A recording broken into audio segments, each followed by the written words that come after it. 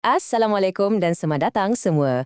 Dalam hidup kita yang serba sibuk ni, kita selalu kan nak jadi lebih baik, tapi selalunya kita fokus pada benda-benda luaran je. Jadi hari ni, kita nak selam satu topik yang sangat-sangat penting untuk ketenangan dalaman kita, iaitu penyucian jiwa. Cuba kita fikirkan sekejap. Kan kita ni, kalau bab kesihatan fizikal, memang nombor satu. Kita pergi medical check-up, kita bersenam, kita jaga makan, semua tu memang bagus sangat. Tapi, cuba tanya diri sendiri, bila kali terakhir kita betul-betul berhenti sekejap dan buat check-up untuk jiwa kita?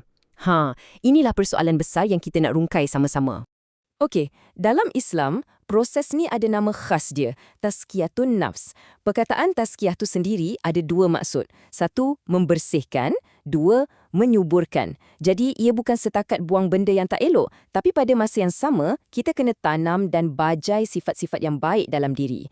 Ia satu kerja, satu usaha yang berterusan untuk rawat dan didik jiwa kita. Baiklah, jom kita mula. Sebelum kita nak diagnosis apa-apa penyakit hati, kita kena faham dulu kenapa kita buat semua ni. Apa sebenarnya matlamat akhir di sebalik penjagaan kesihatan rohani? Kenapa ia begitu mustahak? Jadi, apa tujuannya? Pertama sekali, dan ini yang paling utama, adalah untuk kita kenal Tuhan. Bila kita dah kenal Dia, barulah datangnya ketenangan yang sejati. Dari situ, kita akan belajar untuk didik nafsu kita. Kita yang kawal nafsu, bukan nafsu yang kawal kita. Dan bayangkan, bila setiap orang berjaya buat macam ni, secara automatik, ia akan membentuk satu masyarakat yang lebih baik, lebih harmoni dan berakhlak. Semuanya berkait rapat. Analogi ni memang power kan? Cuba bayangkan kemajuan material, bangunan tinggi, teknologi canggih, tapi kalau rohani kita rapuh, semuanya tu macam istana pasir je. Cantik, tapi sekali ombak datang, habis runtuh. Inilah sebabnya penyucian jiwa ni bukan isu peribadi semata-mata. Ia adalah asas kepada sebuah peradaban yang hebat. Okey, sekarang kita masuk ke peringkat seterusnya. Macam doktor, lepas kita tahu matlamat rawatan, kita kena buat diagnosis. Kita kena kenal pasti apa sebenarnya penyakit-penyakit yang selalu sangat hinggap di hati kita, pusat rohani kita ni. Dan apa yang kita nak bincangkan ni bukanlah idea baru tau. Ia datang daripada khazanah ilmu Islam yang sangat kaya, khususnya daripada seorang tokoh ulama agung, Imam Al-Ghazali. Beliau ni macam seorang doktor pakar jiwa. Dia dah petakan dengan sangat teliti penyakit-penyakit batin ni dan juga cara nak merawatnya. Sebenarnya, Imam Al-Ghazali senaraikan ada 10 penyakit utama yang boleh jadi penghalang antara kita dengan Tuhan. Banyak tu. Tapi untuk perkongsian kita hari ni, kita akan tengok 3 yang paling biasa kita jumpa. Dan ini bukan sekadar perangai tak elok tau.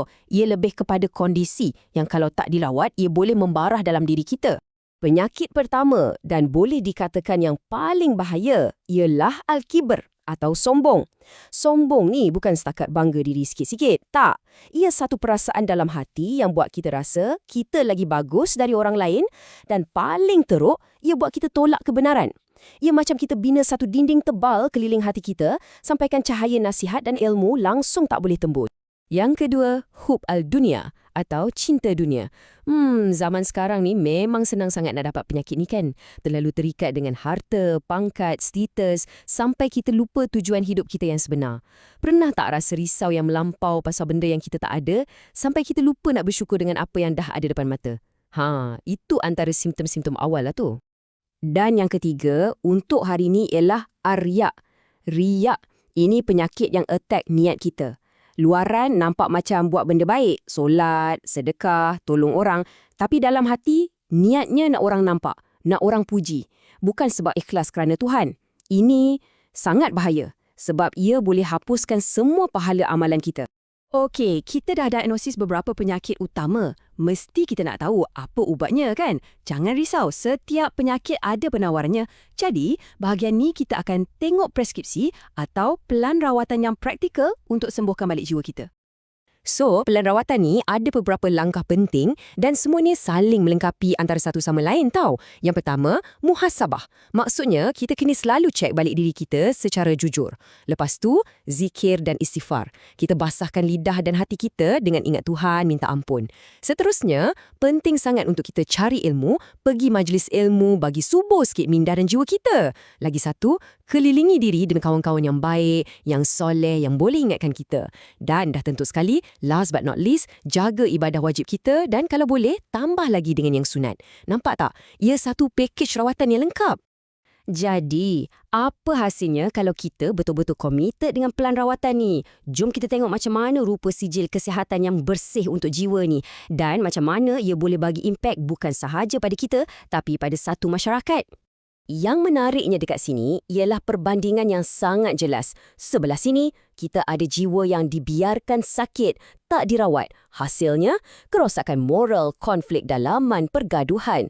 Manakala di sebelah sana, jiwa yang dah melalui proses penyucian, ia akan jadi sumber kebaikan. Hasilnya, akhlak yang mulia, hati yang tenang dan masyarakat yang harmoni. Beza sangat kan?